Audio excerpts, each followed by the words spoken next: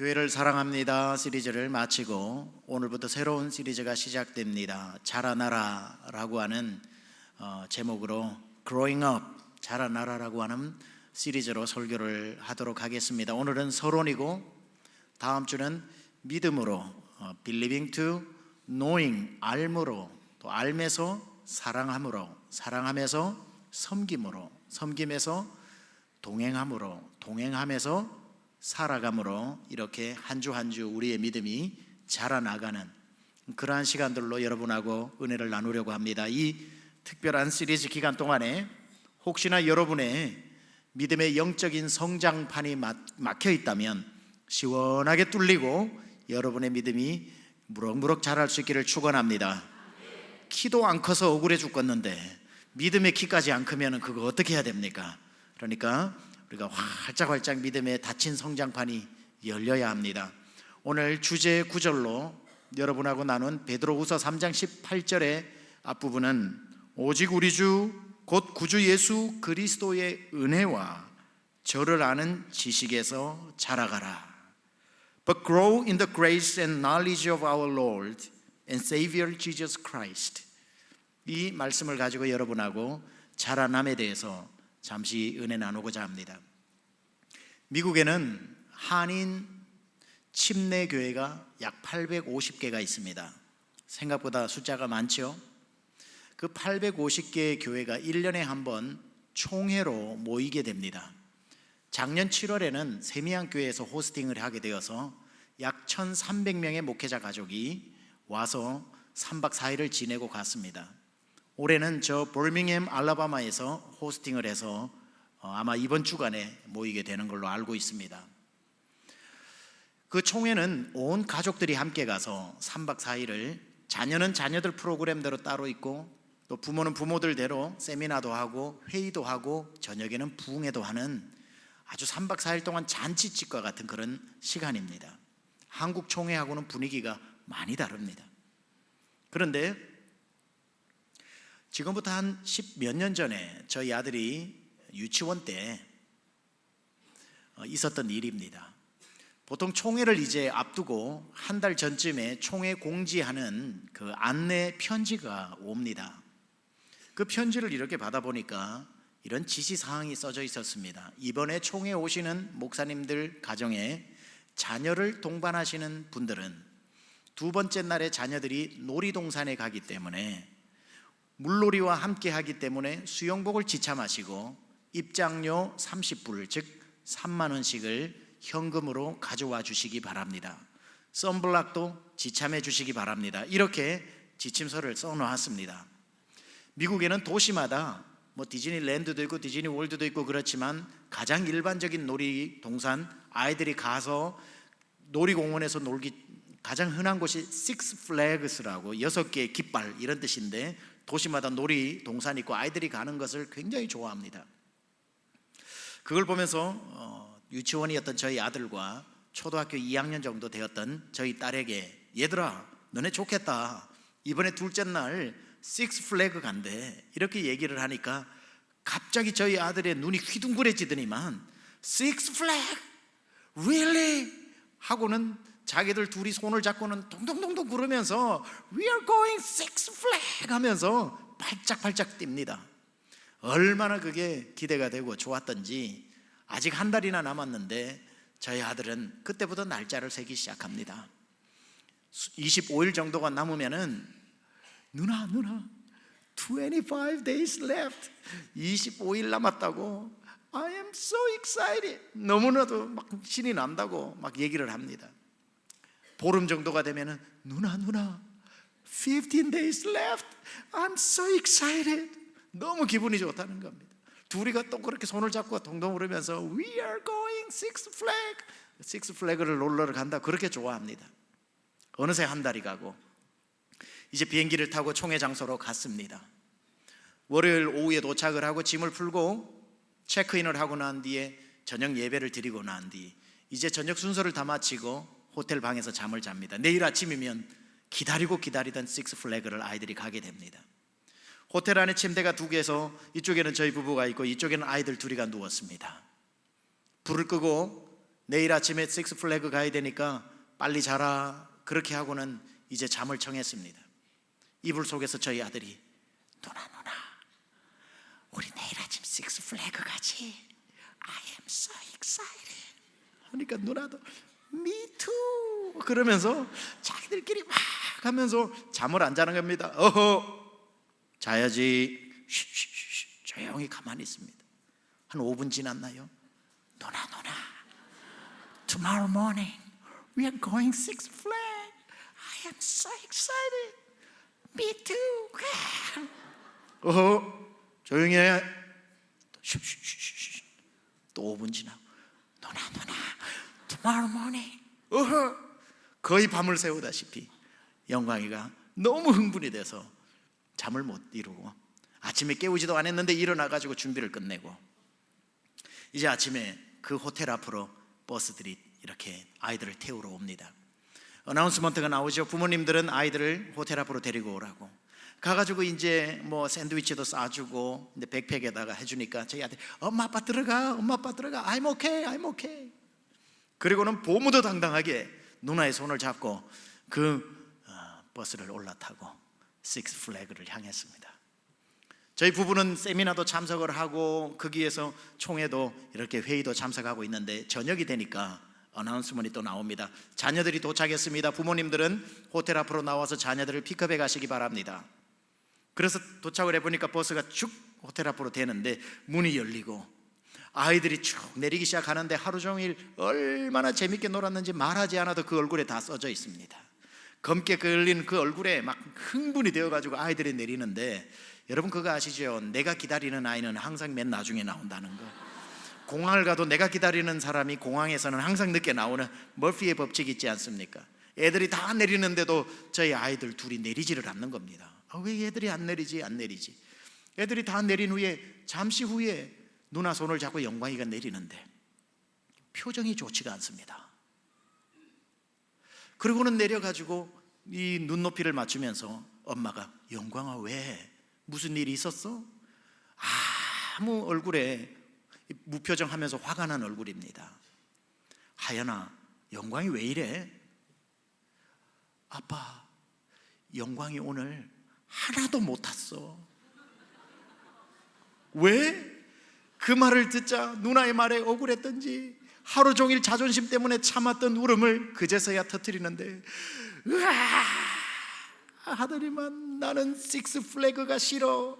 I hate Six Flags. 왜 하연아? 하연이가 영광이 대신 얘기해 줍니다. 갔는데 롤러코스터가 많잖아요. 그 청룡열차 같은 거. 누나 우리 저거 타는 거야? Yes wow, I'm so excited 하고 1시간을 줄을 서가지고 기다렸는데 자기가 탈 시간 되니까 그 앞에 문 열어주는 그 사람이 야야 너 이리 와 넌 키 작아서 안 돼. You come over here, you're too short, too little.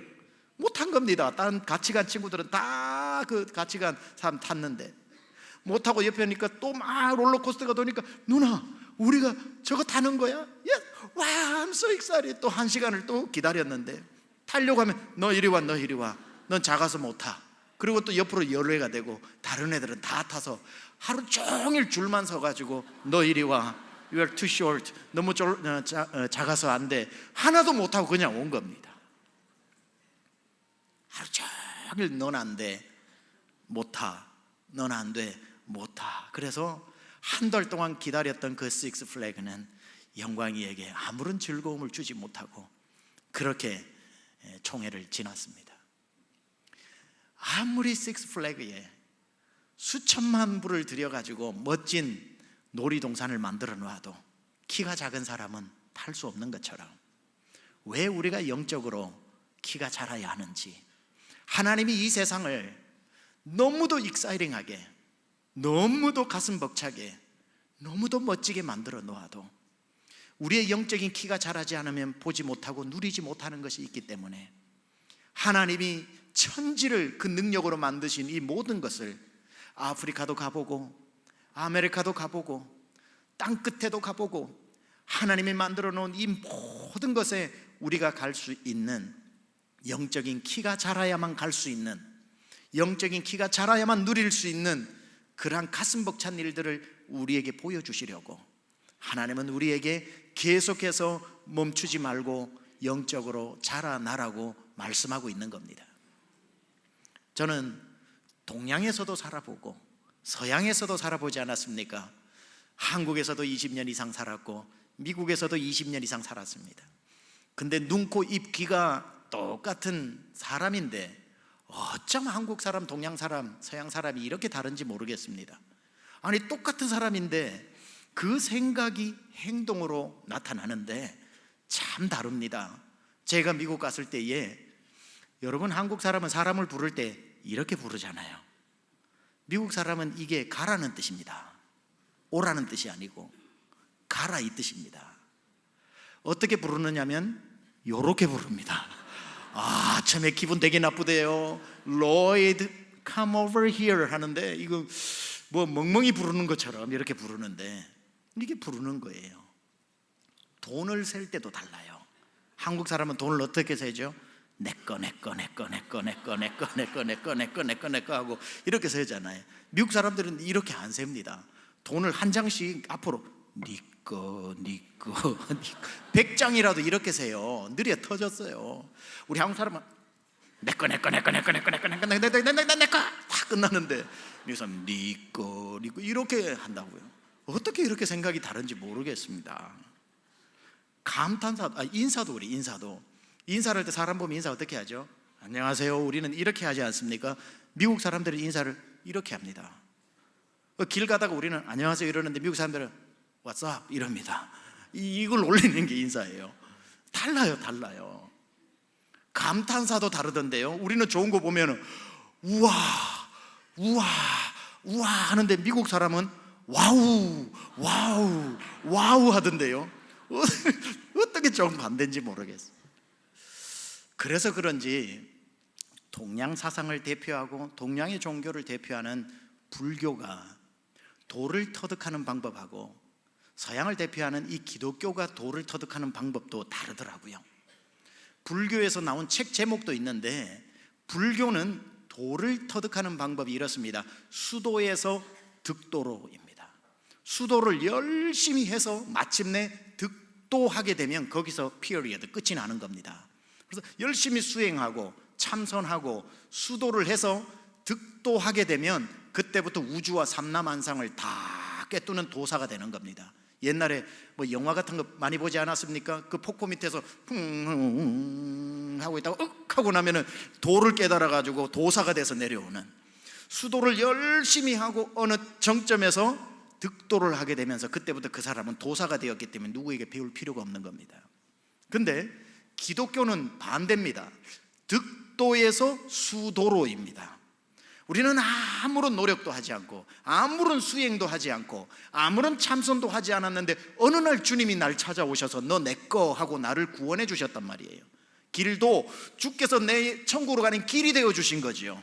진리가 되어 주신 거지요. 아무런 수도와 수행을 하지 않았어요. 그러나 그냥 내가 득도하게 된 겁니다. 길을 얻어버린 거예요. 근데 우리는 그렇다고 해서 도를 깨달았다고 해서 도를 만났다고 해서 거기서 멈추는 게 아니라 이제 그때부터 죽을 때까지 자라나는 삶을 살아야 되는 수행의 삶을 살아야 된다는 거죠. 그래서 이 득도를 칭의, justification이라고 이야기를 하고, 의롭게 된 우리는 죽을 때까지 자라나는 것을 성화, sanctification이라고 얘기하고, 천국에 이르렀을 때를 영화, glorification이라고 이야기하는 겁니다. 따라서 우리는 예수를 믿어도 믿는 그날 도를 다 깨닫고 삼라만상의 이치를 깨달아서 배울 것이 없는 사람이 아니라 예수를 만난 그날부터 주님 다시 오실 때까지 자라나는 삶을 살아라고 성경은 계속해서 오늘 본문에서도 그러라는 지식과 주 예수 그리스도의 은혜와 그러라는 지식에서 You must grow up, 자라나야 한다고 말씀하고 있는 거죠. 대표적인 사람이 누굽니까? 바울이거든요. 바울은 뭐 수도를 하지 않은 건 고사하고 예수 믿는 사람 잡아 죽이던 사람입니다. 살인자였어요. 그가 그날도 예수 믿는 사람 잡아 죽이려고 다메섹 가다가 갑자기 예기치 않는 주님의 방문을 만나게 되죠. 그리고는 길 대신 주님을 그 도상에서 만나버렸다고요. 다메섹 길에서 진짜 길을 만나버린 겁니다. 그러면은 그는 예수님을 만난 그때부터 모든 성경의 이치를 다 깨달은 사람이었느냐? 그렇지 않은 거죠. 그는 예수님을 만나고 난 그때부터 자기가 죽을 때까지 그리스도를 알려고, 주님을 더 알려고, 십자가와 멀어지면 자기를 땡겨와가지고 다시 그리스도 십자가 앞에 자기를 쳐서 복종시키면서 계속해서 그를 아는 지식에 자라나가려고 몸부림쳤던 사람이고, 그가 자기가 어떻게 살아왔는지를, 예수 믿은 후에 어떤 마음 자세로 살아왔는지를 빌립보서 3장 12에서 14절에 이렇게 밝히고 있습니다. 내가 이미 얻었다함도 아니요, 구원받고 난 뒤에도 이런 자세를 가졌다는 거예요. 내가 이미 얻었다함도 아니요, 온전히 이루었다함도 아니라 오직 내가 그리스도 예수께 잡힌 바 된 그것을 잡으려고 쫓아가노라. 형제들아, 나는 아직 내가 잡은 줄로 여기지 아니하고 오직 한 일, 즉 뒤에 있는 것은 잊어버리고 앞에 있는 것을 잡으려고 표대를 향하여 그리스도 예수 안에서 하나님이 위에서 부르신 부르심의 상을 위하여 쫓아가노라. 바울이 얘기하는 겁니다. 나는 다 이루었다고 생각하지 않는다. 이만하면 됐다고 생각하지 않는다. 내가 산을 옮길 만한 헌신을 해도 뒤에 것을 잊어버려야지. 기억하고 있으면 이만하면 됐지 하고 과거의 공로가 오늘 내 발목을 잡아서 자꾸 안주하게 만들고, 난 할 만큼 했어 하니까 내 뒤에 있는 것은 다 잊어버리고 주를 위해서 아무것도 한 것이 없는 것처럼 긴장감을 가지고 매일매일 부르심의 상을 위하여 오늘도 쫓아가고 오늘도 달려가고 오늘도 달려가는 자라나는 삶을 살았던 바울이 자기가 이렇게 밝히고 있는 겁니다. 그는 예수님을 만나고 난 뒤에 그게 끝나는 게 아니라 그때부터 어마어마하게 자라났던 사람, 이것을 가지고 리처드 로우라고 하는 사람이 멋진 책을 적었습니다. 위쪽으로 떨어지다, 이런 표현을 썼어요. Falling upward. 멋진 표현을 썼죠.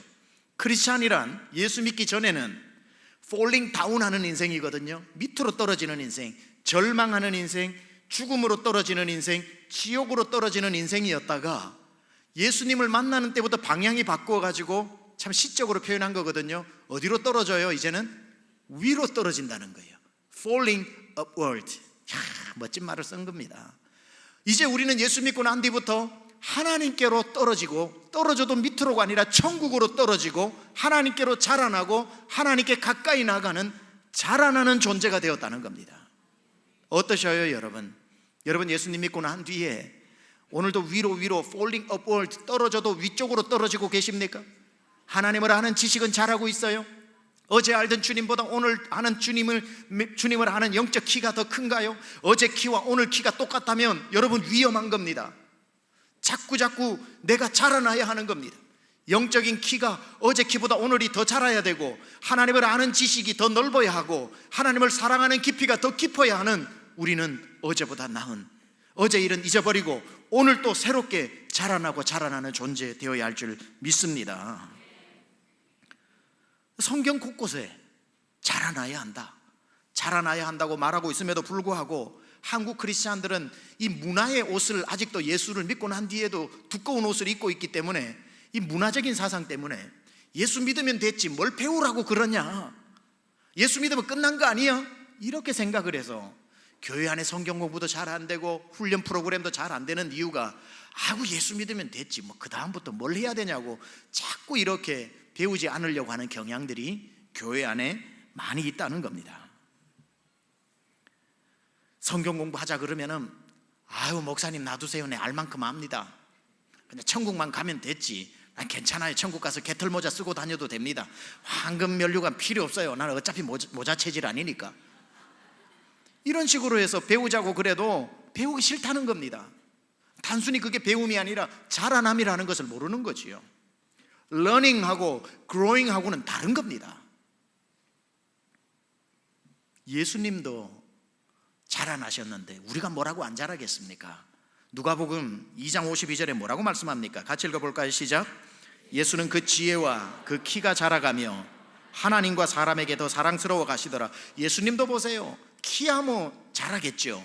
그러나 지혜도 자랐고요, 그뿐 아니라 사랑과 하나님 앞에 사랑도 자라더라는 겁니다. 그러니까 덕성도, 인품도 자랐고 지혜도 자랐고 키도 자라면서 예수님도 자라남에 자기 자신을 드렸다는 겁니다. 하물며 예수님도 그러할진데 우리가 어떻게 아유 예수 믿고 이만하면 됐다고 그 자리에 안주할 수 있겠냐는 겁니다. 자라남은 해도 되고 안 해도 되는 게 아니라 우리 모든 그리스도인들을 향한 주님의 준엄한 명령이라는 것을 기억하셔야 됩니다. 저는 우리 강남중앙침례교회 성도님들이 매우 훌륭하고 여러분의 믿음의 크기가 참실로 놀라울 정도로 큰 것에 대해서 언제나 감사히 하고 있습니다. 그리고 여러분이 구원받으셨다는 사실에 대해서 조금도 의심하지 않습니다. 그리고 지난 43년 동안 우리 교회를 위해서 얼마나 피와 땀과 눈물을 흘렸는지도 잘 알고 있습니다. 그러나 그러했을지라도 지난 43년 기간 동안 산을 옮기기도 하고 집을 팔기도 했을지라도 그때 믿음이 오늘 믿음보다 그때 믿음이 더 크다면 여러분 믿음에 빨간불이 들어온 겁니다. 아무리 과거에 화려해도 오늘과 비교해보면 오늘이 더 커 있어야 여러분은 자라나고 있는 분이시지, 돌아보면 과거가 항상 컸다면 여러분은 어느 순간인가부터 영적인 성장이 멈추어져 있었다는 뜻이고, 그건 다른 말로 하면 지금 너무너무 위험한 상태의 신앙생활을 줄다리기 하고 있다는 뜻입니다. 어떠셔요? 지난주보다 이번 주 믿음은 좀 더 자라나셨습니까? 지난주까지 알고 있었던 예수님과 일주일 지나고 난 뒤 오늘 예수님의 거리가 더 좁아졌습니까? 십자가와 멀어져 있던 거리가 일주일 만에 조금이라도 5cm라도 더 십자가 앞으로 가까이 나가고 있나요? 예, 그래야 합니다. 그래야 자라는 겁니다. 그를 아는 지식과 그의 은혜 가운데 자라난다는 말이 바로 그런 말이죠. 오늘 베드로후서 3장 18절에서 주 예수 그리스도의 은혜와 그를 아는 지식에서 You must grow up, 자라나야 한다는 이 말을 다른 사람이 하면 콧방귀를 뀌도 되지만 베드로가 말했던 말은 우리가 귀담아 들을 필요가 있습니다. 왜냐하면 제가 아는 한 성경에서 가장 많이 바닥에서 출발해서 가장 높은 데까지 자란 사람이 베드로였기 때문에, 베드로가 자라남의 산 증인이기 때문에, 그는 처음에 부름을 받을 때 형편없는 사람이었습니다. 성질도 굉장히 다혈질이었죠. 실수투성이었죠. 심지어 예수님을 모른다고 3번까지 부인하던 사람이었습니다. 예수님이 그를 택할 이유가 단 하나도 없었다는 말이죠. 그런데도 불구하고 예수님이 택하셨는데 후회를 하겠습니까?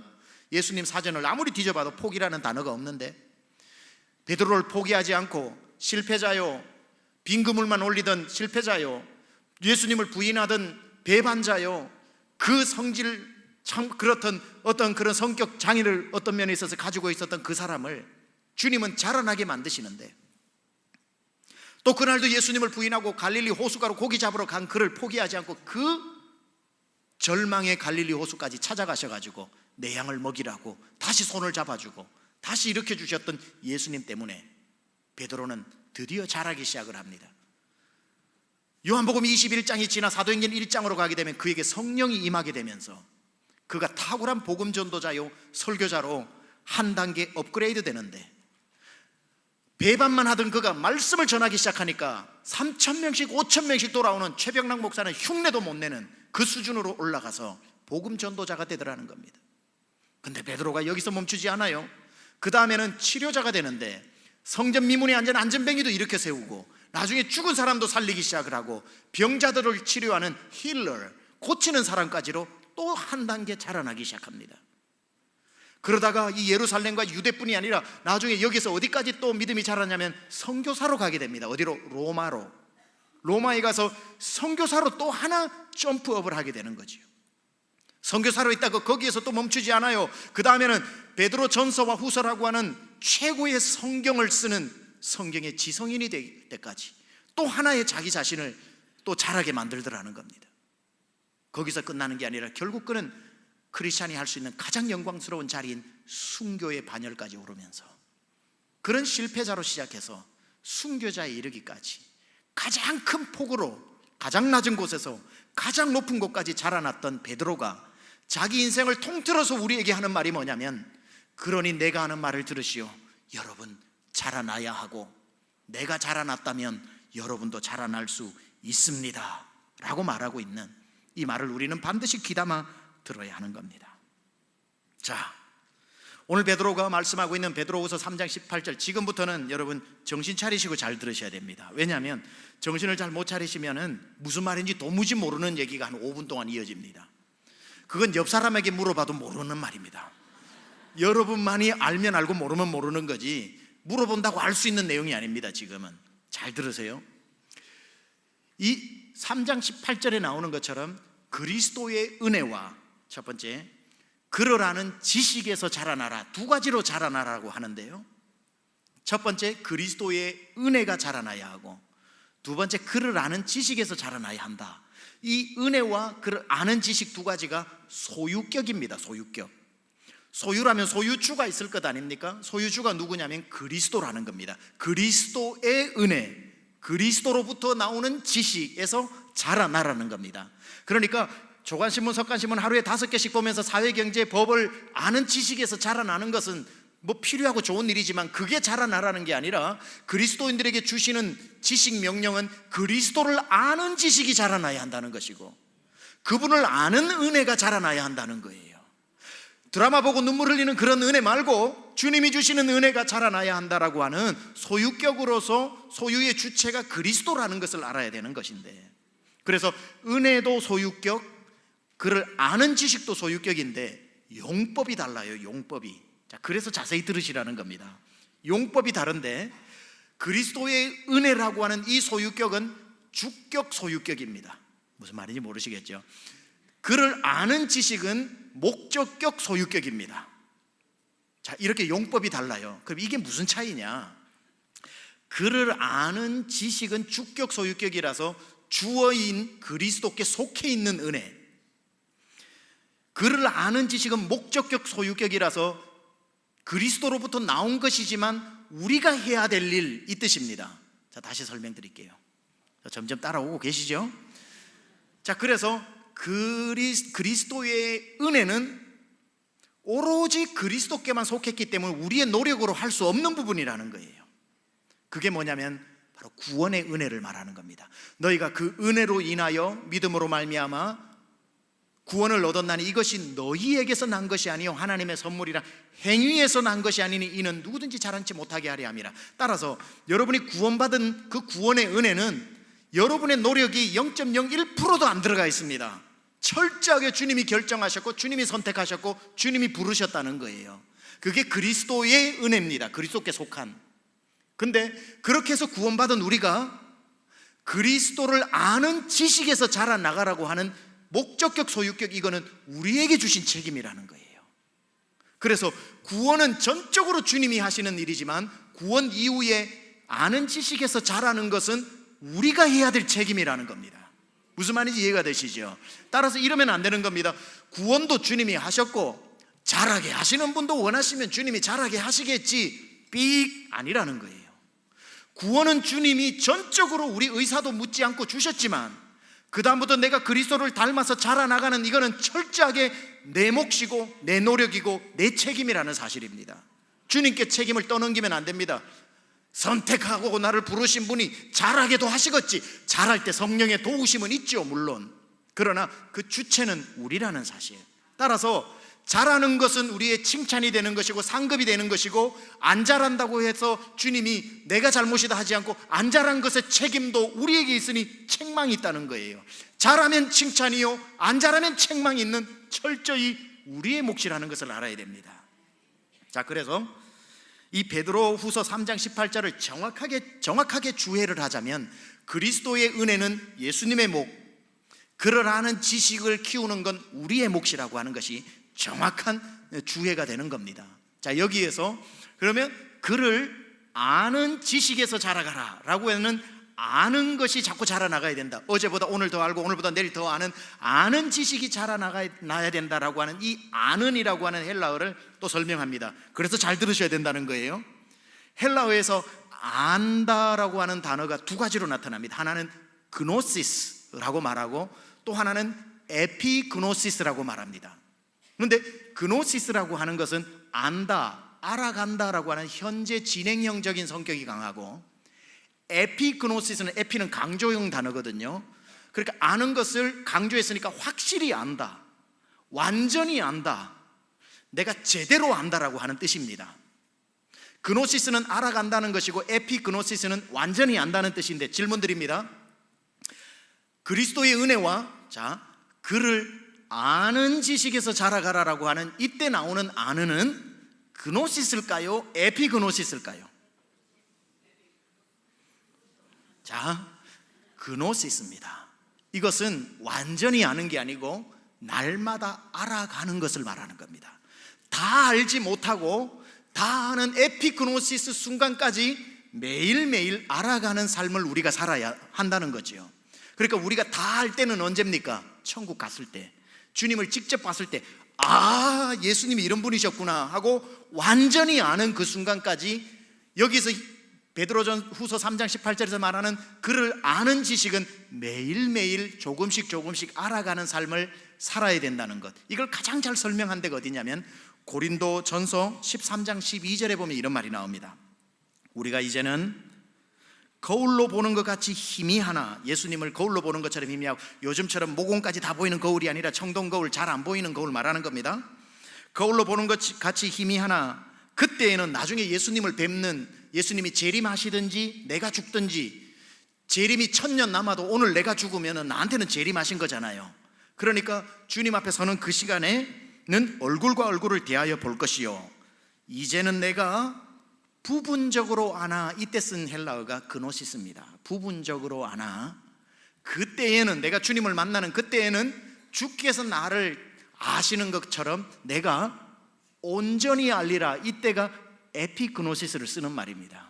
따라서 주님 앞에 우리가 서게 될 때에는 뭐 들어서 알고 뭐 풍문으로 알 필요가 없는 거죠. 내가 완전히 알게 되는 에피그노시스지만, 오늘 저와 여러분이 성경을 보고 기도를 하면서 알아가는 것은 조금씩 알아가는 그 삶을 부지런히 살아내야 된다는 겁니다. 예를 들면 이거예요. 1000개짜리 퍼즐이 있다고 합시다.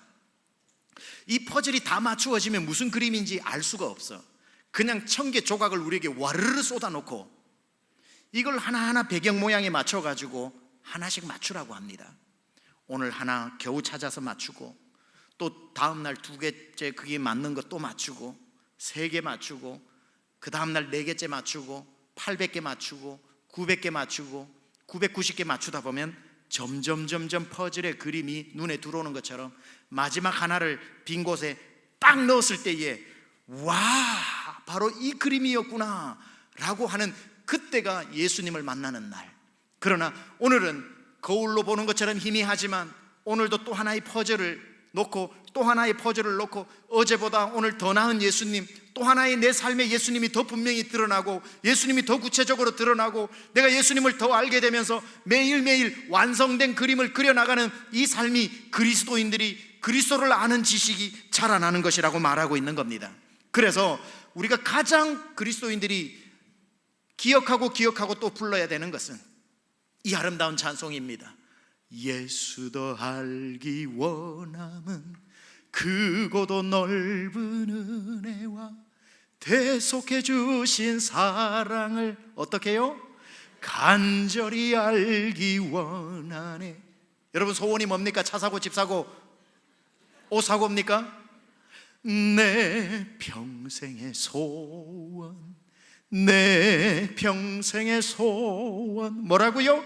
대속해 주신 사랑을 간절히 알기 원하네. 주님, 내가 지난주까지 알았던 주님으로 멈추고 싶지 않아요. 내 마음에 소원이 있다면 대속해 주신 사랑을 간절히 알기 원하네. 내 평생의 소원, 내 평생의 소원, 날 구속하신 그 사랑, 날 버리지 않는 그 사랑, 날 찾아오신 그 사랑, 날 포기하지 않는 그 사랑의 넓이와 깊이와 높이를 간절히 알기 원하네. 어제는 절반밖에 몰랐지만 내 오늘의 삶의 퍼즐이 하나 더해지니 예수 더 알기 원함. 이스라엘 사람들에게 하나님을 너무 잘 알지만 호세아는 소리쳐 외쳤습니다. 우리가 여호와를 알자, 힘써 여호와를 알자. 여러분, 주님을 안다고, 내가 그때 만났다고 뭐 주님이 알아봐야 거기서 거기겠지, 알 만큼 내가 알겠지. No, 예수 더 알기 원함은 크고도 넓은 은혜와 대속해 주신 사랑을 간절히 알기 원하네. 얼마나 그 사랑이 다물고 오묘하고 알고 싶은지 소원이 됐답니다. 내 평생의 소원, 내 평생의 소원. 집 한 칸 없어도, 편변한 옷 한 벌 없어도 내 평생의 소원 한 가지는 대속해 주신 사랑을 간절히 알기 원하네. 여러분의 소원이 되어야 할 줄 믿습니다. 여러분, 그렇다면 우리가 왜 자라나야 할까요? 왜 자라나야 할까요? 헬리나우에는 영적 발돋움이라고 하는 아주 탁월한 책, 얇지만 거기에서 그리스도인들이 자라나가야 할 세 가지 방향을 얘기해 줍니다. 이게 잘 들으셔야 돼요. 첫 번째, 무엇이 자라야 되는가? Reaching in, 안으로 자라야 한다고 얘기합니다. Reaching in, 안으로 자라야 한다. 여러분, 그리스도인은 날이 갈수록 속사람이 자라야 합니다. 갈라디아서 5장 22절에 우리 속사람이 뭐죠? 성령의 9가지 열매. 성령의 9가지 열매, 사랑과 희락과 화평과 자비와 양선과 온유와 절제와 충성과, 이 모든 열매가 어제보다 오늘 더 풍성하게 자라야 되는 거죠. 어제는 조그마한 것에도 화를 냈지만 오늘은 인내가 자라서 제법 묵직한 것도 참아내는 것. 어제는 내가 저 사람을 미워했지만 오늘은 사랑이 자라서 이제는 저 사람을 사랑하는 데까지 자라는 reaching in. 개가 속으로 살이 찐대잖아요. 우리는 영적인 그 크랩처럼 안으로 속으로 속 사람이 강건하게 살이 쪄야 되는 겁니다. 이제 제가 봐서 바깥쪽으로는 안 찌셔도 돼요. 이제 배도 덜 나와도 되고 허리살도 덜 흘러도 돼요. 그러나 속 사람은 계속 살이 쪄야 되는 겁니다. 인내가 살찌고 사랑이 살찌고 자라나는 내 속 사람이 자라고. 두 번째, 그런 얘기합니다. reaching out 해야 된다. 어디로 자라야 된다고요? 밖으로 자라야 된다. 처음에는 예수를 믿어도 자기밖에 모르는 사람이 있어. 그러다가 조금 더 자라니까 이제 자기 가족도 챙기는 사람이 됐어. 그런데도 보니까 교회 다니면서 자기 가족밖에 몰라. 식당 가도 자기 가족 자리만 맡아나. 그러다가 나중에는 구역 식구도 챙기기 시작하고, 그러다가 나중에는 또 자라요. 성도도 챙기기 시작하고, 나중에는 우리 교회 식구만 챙기는 게 아니라 저 사회에 소외된 사람들까지 챙기기 시작하고, 그게 넓어지다 아프리카도 가고 아메리카도 가고 선교의 지경도 넓어지면서 reaching out, 밖으로 자라고. 나후에는 얘기합니다. 그리고 우리는 reaching up을 해야 된다. 위로 자라나야 된다. 뭐죠? 그리스도를 아는 지식이 자라야 한다. 여러분, 그리스도를 아는 지식이 옆에 있는 집사님만큼 자라는 게 아니라 하나님이 여러분이 어디까지 자라기를 원하시는가? 제 목회의 철학 구절이기도 한데요. 갈라디아서 4장 19절에 보면 우리가 어디까지 자라야 하는지 이렇게 말씀하고 있습니다. 나의 자녀들아, 너희 속에 그리스도의 형상이 이루어지기까지 너희를 위하여 해산하는 수고를 하겠다고 그랬습니다. 우리가 어디까지 자라야 된다고요? 옆에 있는 권사님만큼 자라는 게 아니라 여러분의 목표는 그리스도와 닮은, 그리스도처럼 그분의 형상까지 닮아가는 게 우리가 자라야 할 수준이라는 겁니다. reaching in, reaching out, reaching up 해야 되는데, 그렇다면 아까 말씀드렸던 것처럼 왜 바쁜 우리 일상에 구원받고 천국 데려가면 되지, 우리를 못 괴롭혀서 주님은 안달이시면서 왜 이렇게 바쁜데 성경 한 구절 읽을 시간도 없는데 자라라고 하는가? 왜 자꾸 우리 영적인 키를 키우려고 하시는지를 아세요? 앞동산을 오르는 사람은 높은 산에서 바라보는 그 감격을 모르죠. 높은 산에 올라가야만 보이는 게 있습니다. 저도 그렇게 큰 키는 아니지만 저희 집사람은 저보다 많이 작거든요. 어느 날 뭘 한다고 어디 딛고 올라와가지고 저랑 키가 같아진 적이 있습니다. 저를 보고 그러더군요. 아, 이렇게 잘 보이는 세상에서 살았냐고. 위에는 공기가 다르다 그러더라고요. 아, 자기가 지금까지 마신 공기는 공기가 아니라고 얘기하더라고요. 여러분, 5cm만 위로 올라와도 보이는 게 다르고 공기가 다르다면, 주님이 우리의 영적인 키를 키우시는 이유는 동산에서도 누리는 소소한 기쁨이 있지만 산 꼭대기 올라가야만 보이는 영광을 우리에게 선물하기 위해서 우리를 높이시는 겁니다. 엘리베이트 시키는 겁니다.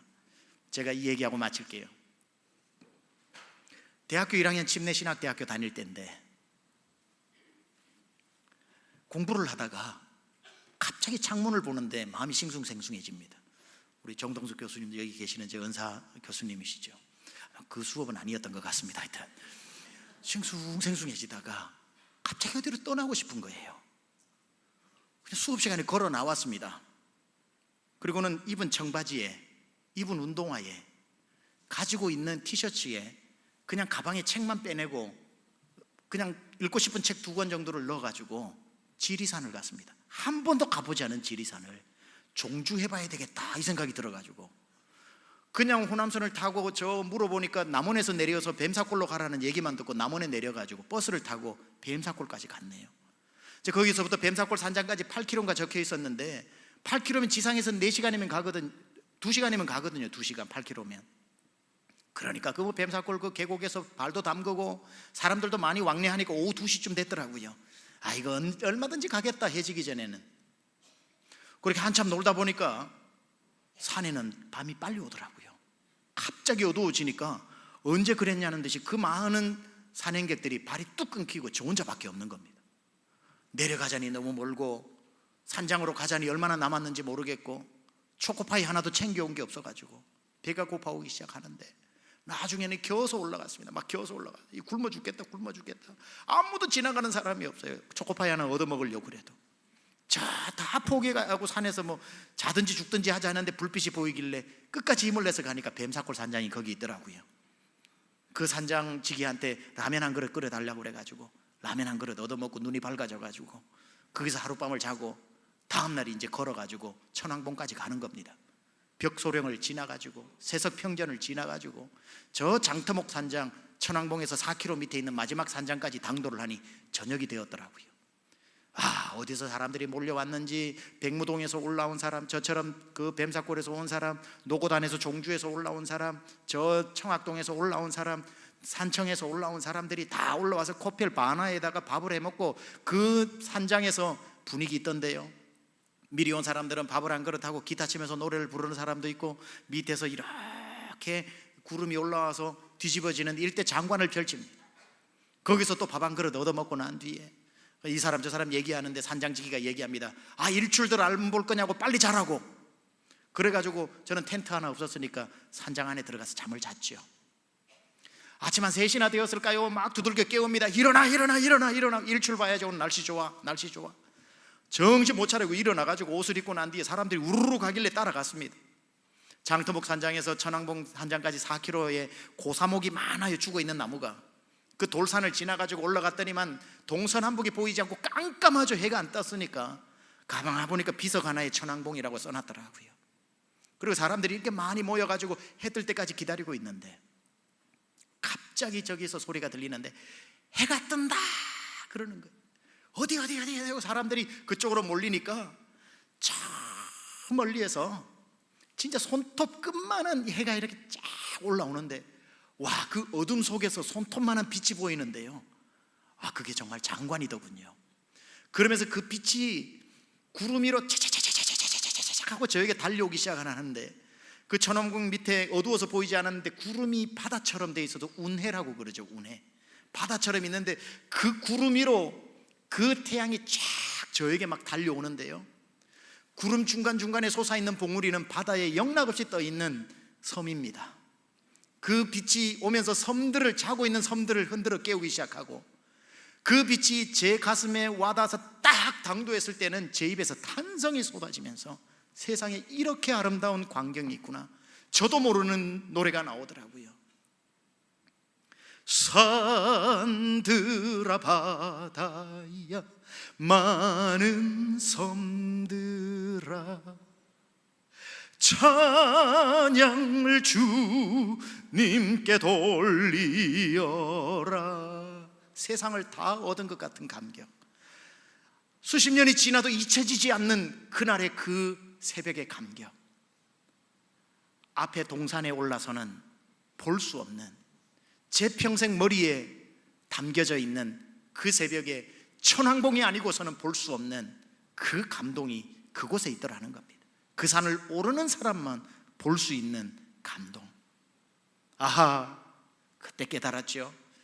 아, 주님은 우리를 동산을 거니는 사람으로 머물러 있게 하지 않고 우리를 높은 산으로 올라 하나님이 만드신 대자연과 하나님이 베풀어 주신 신묘막측한 세상을 산을 오르는 사람만 볼 수 있듯이 우리의 영적인 키를 키워 이것도 봐라, 아프리카도 봐라, 저 광활한 몽골 대륙도 봐라, 우리를 세상 땅끝의 사람으로 데리고 다니면서 구경시켜 주시기 위해 우리를 이렇게 자라라고 영적 키를 키우고 있는 것이구나. 그렇게 총회를 기분 안 좋게 다녀온 그 밤에 잠을 자고 있는데 갑자기 밤에 문이 확 열리면서 아들 영광이가 저희 침실로 들어옵니다. 엄마가 침대에서 내려가 무릎을 꿇고 키를 맞추면서 왜 영광아? 어떻게 하면 키 클 수 있어? 엄마가 그 어깨를 잡고 얘기합니다. 영광아, 우유를 마셔. 우유를 마시면 키가 커. 밀크? 그래, 밀크를 마셔야 돼. 이런 방구도 하지 않고 다시 자기 방으로 탁탁탁 걸어갑니다. 우리 부부가 잠이 들었는데 새벽 3시나 되었을까요? 집에 갑자기 도둑이 든 것처럼 부엌 쪽에서 소리가 나는데 여보 이거 무슨 소리냐고. 도둑이 들었나 싶어 부부가 살금살금 갔더니만 거실에 불이 다 꺼져 있는데 깜깜한 거기에 냉장고 문이 열려서 빛이 이렇게 나오는데 보니까 영광이가 밑에 받침대를 놓고 까치발을 하고 올라가서 미국 우유가 얼마나 큰데 원갤런짜리 이거를 두 손으로 꺼내가지고 뚜껑을 열어서 벌컥 마시고 있는데 그렇게 마시기를 한 달을 내리 마시더라고요. 영광이는 우유를 마셔서 키가 컸고 내년은 다가왔고 총회는 여지없이 참석했고 영광이는 타고 싶은 모든 것을 탔습니다. 여러분은 여러분의 영적인 키를 키우기 위해 무엇을 먹고 무엇을 마시고 있습니까? 키가 크면, 영적 키가 크면 주님이 베푼 세상의 놀이동산에 모든 것을 누리게 될 것입니다. 자라납시다. 이번 자라남 시리즈 기간 동안 영적 성장판 활짝 열려 다 자라나서 주의 영광 볼 수 있는 저와 여러분 되기를 축원합니다.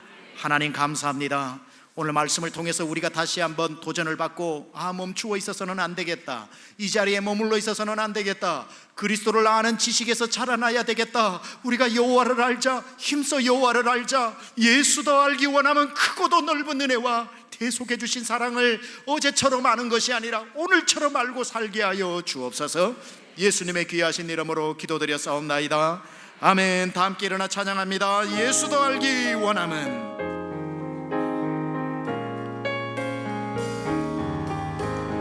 예수도 알기 원하는 크고도 넓은 은혜와 대속해 주신 사랑을 간절히 알기 원하는 내 평생의 소원, 내 평생의 소원, 대속해 주신 사랑을 간절히 알기 원.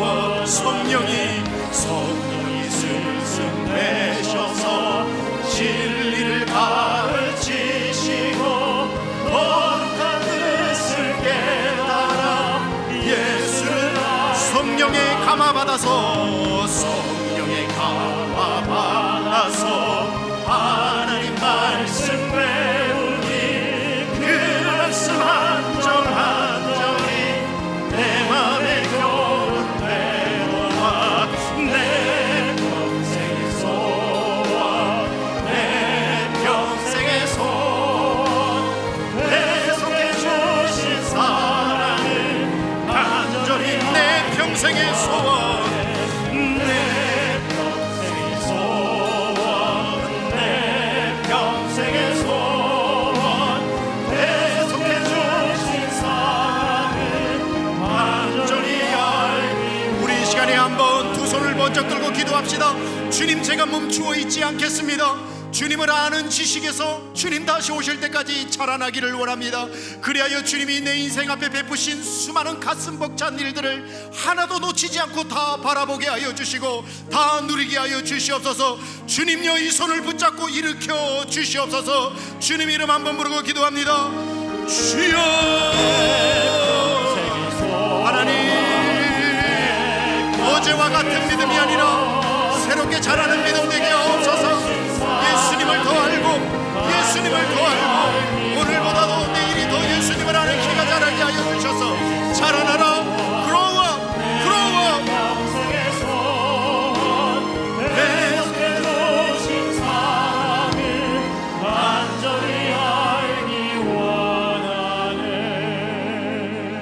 하나님 소원합니다. 어제 알던 주님을 어제처럼 알지 않고 오늘 새롭게 아는 주님의 그 깊고 오묘함을 알게 하여 주셔서 내 평생 사는 동안 어제 같은 믿음 아니라 오늘 같은 믿음 또 내일 같은 믿음으로 자라게 하여 주셔서 우리 사랑하는 모든 강중친 믿음의 식구들 앞에 베풀어 주신 주님의 그 가슴 뛰는 일들을 하나도 놓치지 않고 그 주의 영광 바라보고 은혜 안에 뛰놀고 주의 영광 바라보게 하여 주옵소서.